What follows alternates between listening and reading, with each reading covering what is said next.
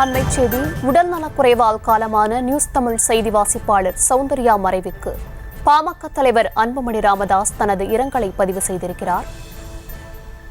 விவரங்களுடன் இணைகிறார் செய்தியாளர் ராஜேஷ்.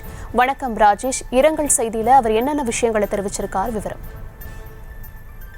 நம்முடைய நியூஸ் தமிழ் செய்தி வாசிப்பாளர் சௌந்தர்யா உயிரிழந்ததை தொடர்ந்து பல்வேறு தலைவர்களும் தங்களுடைய ஆழ்ந்த இரங்கலை தெரிவித்து வருகிறார்கள். அந்த வகையில் பாமக தலைவர் அன்புமணி ராமதாஸ் தன்னுடைய ஆழ்ந்த இரங்கலையும் அனுதாபத்தையும் தெரிவித்திருக்கின்றார். அந்த அறிக்கையிலே நியூஸ் தமிழ் செய்தியினுடைய செய்தி வாசிப்பாளராக பணியாற்றி வரும் சௌந்தர்யா உடல்நலக் குறைவால் உயிரிழந்தார் என்ற செய்தி அடைந்து தான் வேதனை அடைந்ததாகவும், ஊடக உலகில் சாதித்திருக்க வேண்டிய சகோதரி இளம் வயதில் உலகை விட்டு பிரிந்தது அவரது குடும்பத்தாருக்கு ஈடு செய்ய முடியாத இழப்பு என்றும் அன்புமணி குறிப்பிட்டிருக்கிறார்.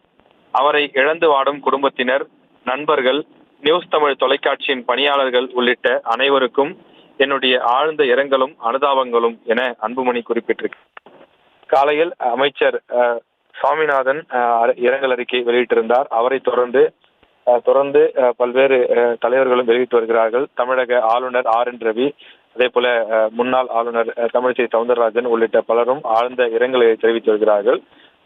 சௌந்தர்யாவினுடைய உடல் தற்போது அவர்களது சொந்த ஊரான கள்ளக்குறிச்சிக்கு குறிச்சி மாவட்டம் எலவனாசூர் கோட்டையில் இருக்கக்கூடிய அவரது இல்லத்தில் வைக்கப்பட்டு நாளை மதியம் அவரது அந்த இறுதி அஞ்சலி நிகழ்ச்சிகள் போன்றவையெல்லாம் நாளை மதியம் நடைபெற இருக்கின்றது. தற்போது சென்னையிலிருந்து அவரது உடல் கள்ளக்குறிச்சியை நோக்கி எலவனாசூர் கோட்டையை நோக்கி புறப்பட்டு சென்று கொண்டிருக்கிறது. சௌந்தர்யா ஒரு துடிப்பான இளம் செய்தி வாசிப்பாளர் என்று பலரும் தங்களுடைய அந்த இரங்கல் அறிக்கையிலே குறிப்பிடுகிறார்கள்.